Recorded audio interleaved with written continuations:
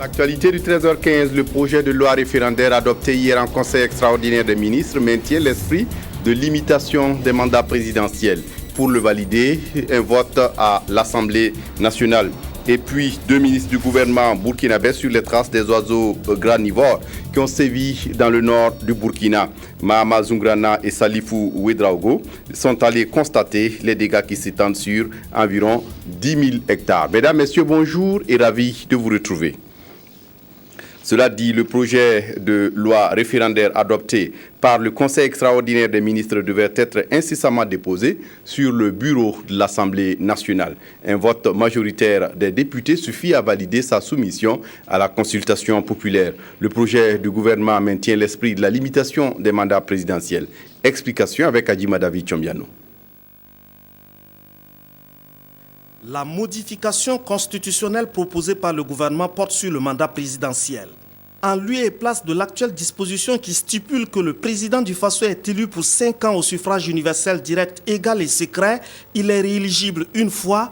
Il est proposé, le président du Faso est élu pour 5 ans au suffrage universel direct et secret, il est rééligible 2 fois.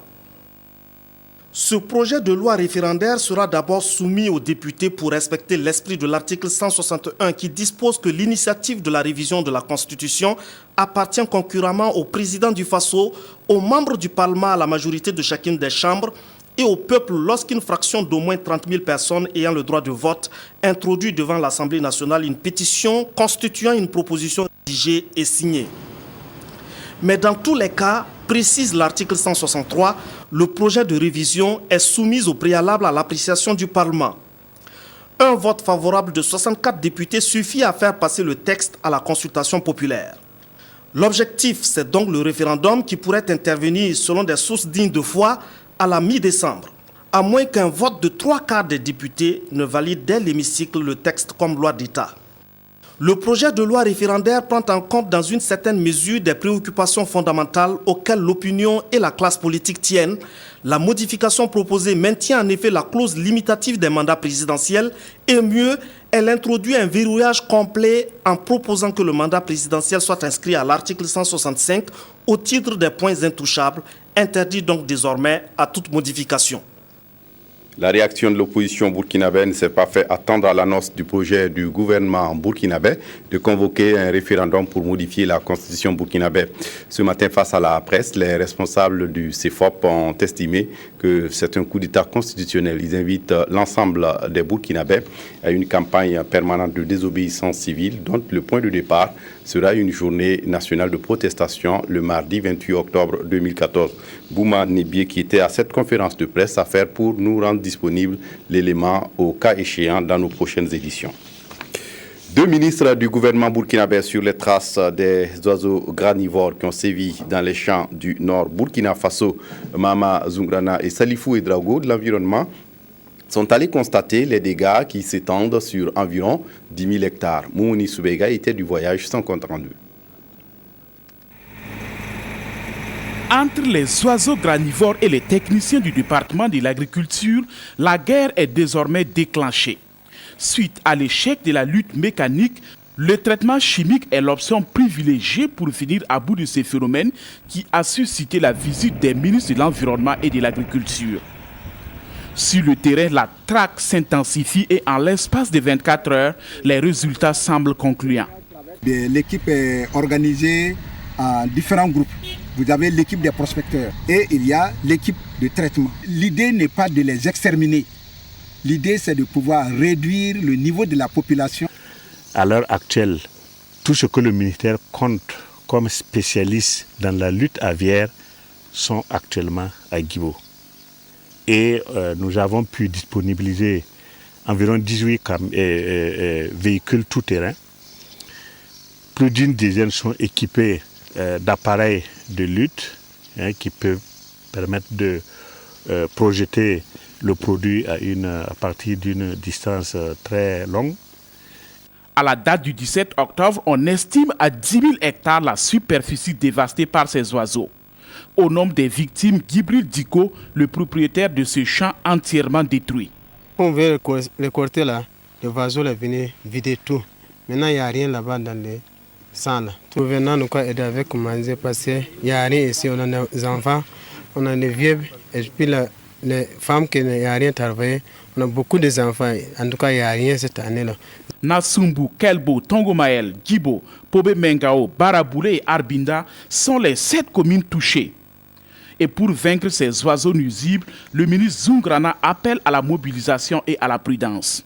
Nous insistons au sein des populations pour que les oiseaux qui sont morts ne puissent pas être consommés. Le produit qui est utilisé à l'heure actuelle, c'est le Fenthion. C'est un produit qui est utilisé pour la circonstance à des doses et concentrations qui sont nocifs pour les oiseaux. Une cellule de crise a été mise en place au niveau central et local. Et après cette opération de lutte, le gouvernement envisage une évaluation générale avant un appui en vivre aux populations victimes.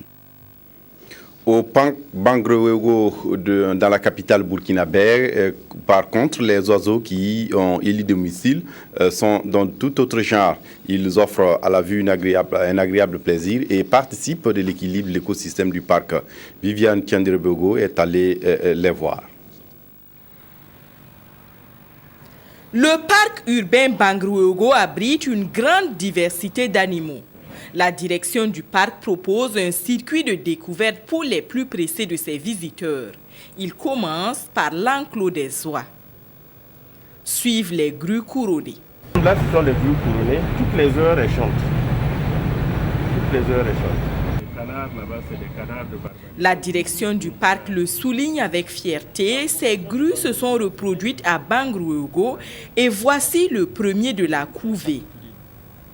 Un peu plus loin, les canards couvent tranquillement leurs œufs. La volière du parc abrite une multitude d'oiseaux, pigeons de toutes origines, outardes, aigles, que le directeur du parc connaît du bout des doigts. Et l'autre, le dernier au fond là-bas, c'est un mâle. Parce qu'à la queue, là, vous voyez, la plume, là, c'est voilà. Le parc était une mission. Mais au-delà de la mission, c'est devenu une passion. C'est un site de conservation des espèces fauniques et animales, fauniques et floristiques existantes. Les hérons sont ici en famille. Quelques soucis techniques avec le son de cet élément, toutes nos excuses. Un mois après son installation, la nouvelle équipe du Conseil supérieur de la communication était chez le président de l'Assemblée nationale. Conduite par sa présidente Nathalie Somé, la délégation a pu échanger avec le président de l'Assemblée nationale des relations entre les deux institutions et des nouvelles actions de communication de l'Assemblée nationale. À sa sortie d'audience, la présidente du Conseil supérieur de la communication a bien voulu se confier à notre reporter Ibrahim Sougrunoma Guigma. Nous sommes venus saluer l'excellence des relations qui existent entre le Conseil supérieur de la communication et la représentation nationale. Nous avons profité de cette visite de courtoisie-là pour féliciter l'immense travail qui se fait ici par les députés sous le leadership de son Excellence M. Sungalo et Apollinaire Ouattara. Et nous avons aussi bénéficié des conseils avisés de son Excellence. Vous savez, c'est quelqu'un qui est très avisé en matière de communication.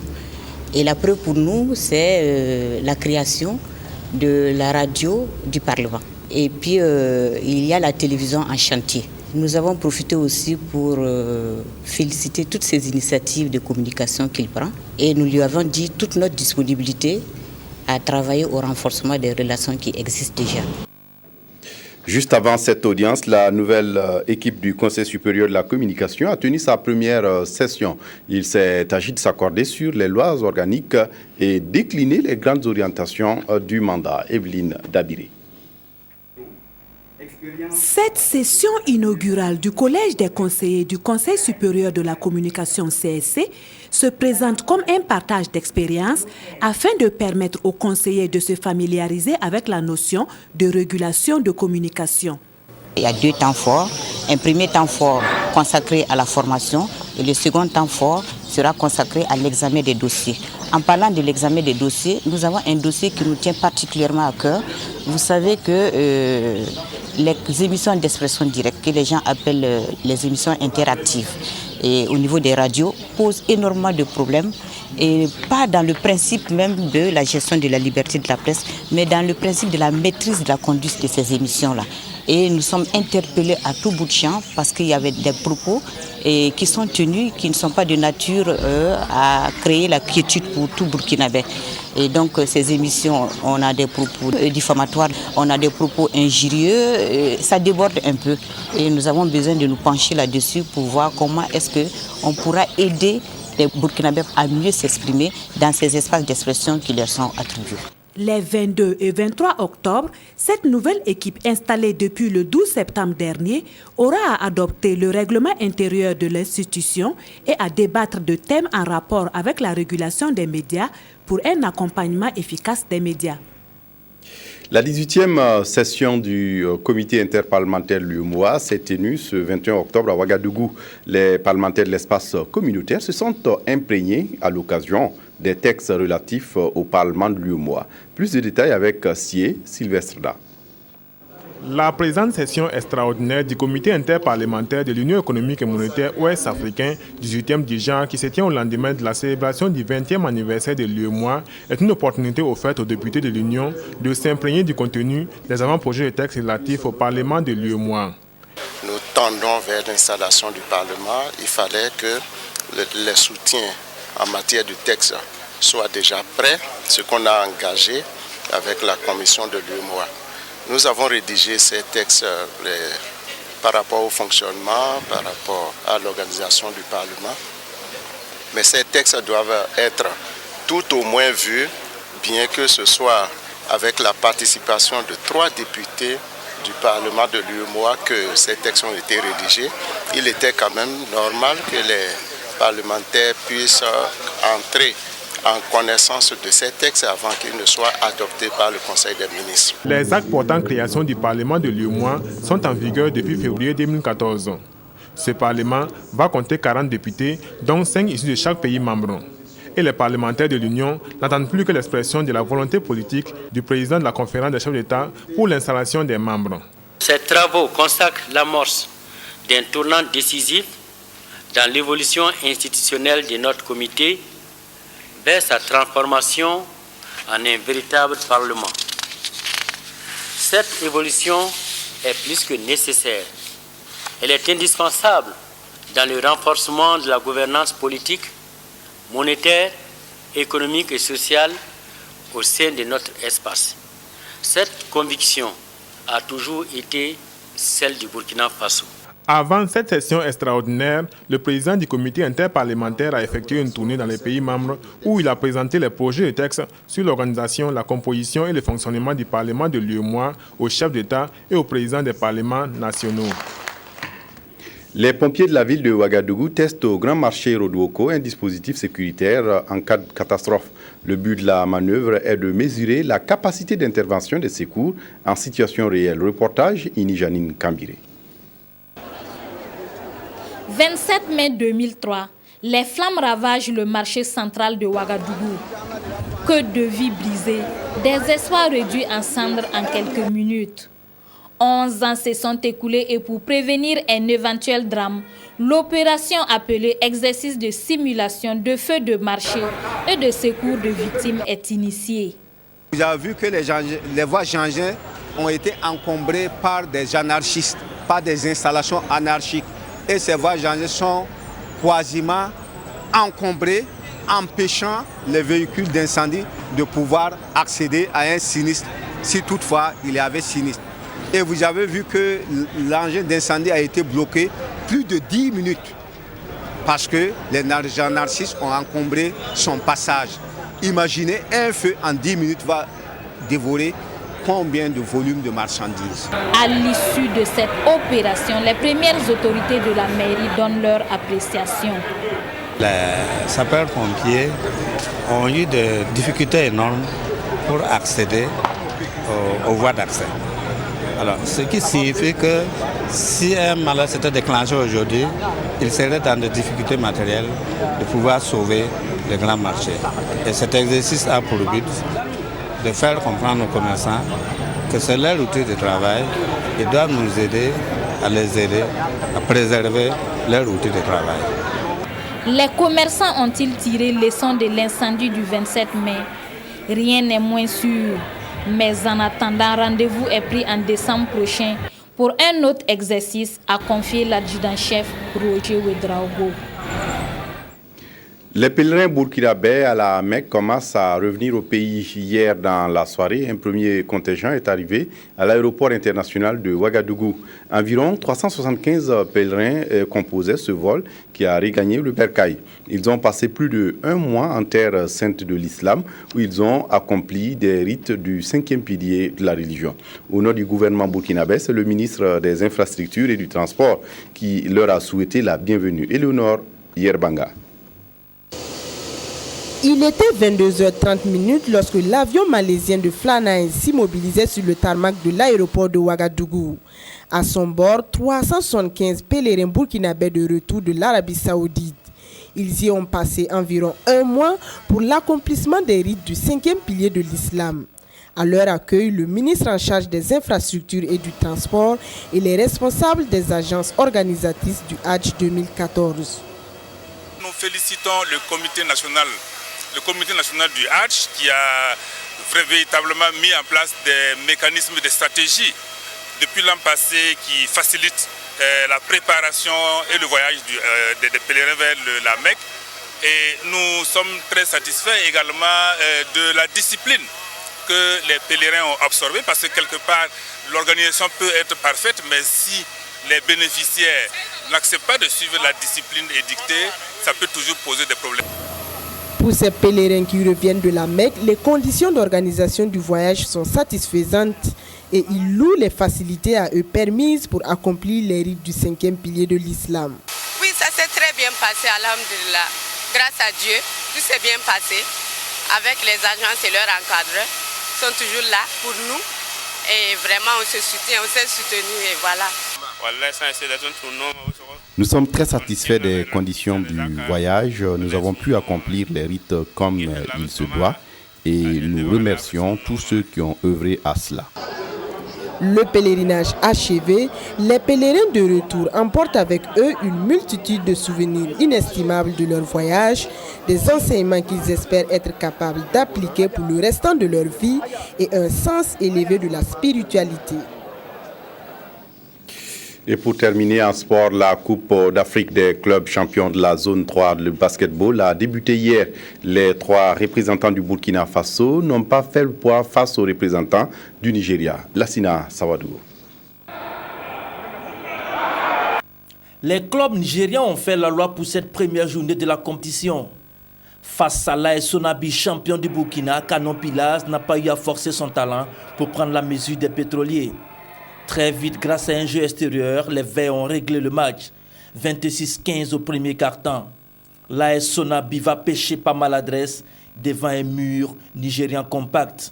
Score final 85-53. Déjà entre les deux équipes, il y a un monde qui les sépare.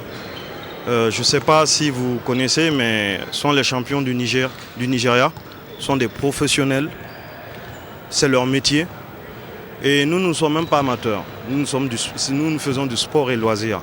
Une confession qui est aussi valable pour le Rail Club du Kadiogo en blanc face à la seconde équipe nigériane, Marc Mentos, de notre compatriote Mahamoudou Sawadogo Mike. Le premier quart-temps ne long 26 à 4 et au finish, les poulains de Auguste Wibga s'inclinent 61-91. L'autre pays qui a réussi son entrée est la Côte d'Ivoire. Abidjan Basketball Club bat une bien faible équipe du Bénin, 59-29. La société e-sport de l'armée de Côte d'Ivoire disposait de Renaissance, notre formation béninoise, 54-44. A noter aussi la rentrée ratée des filles de BAC Vision Future championne du Burkina face à First Bank du Nigeria, battue 60-41.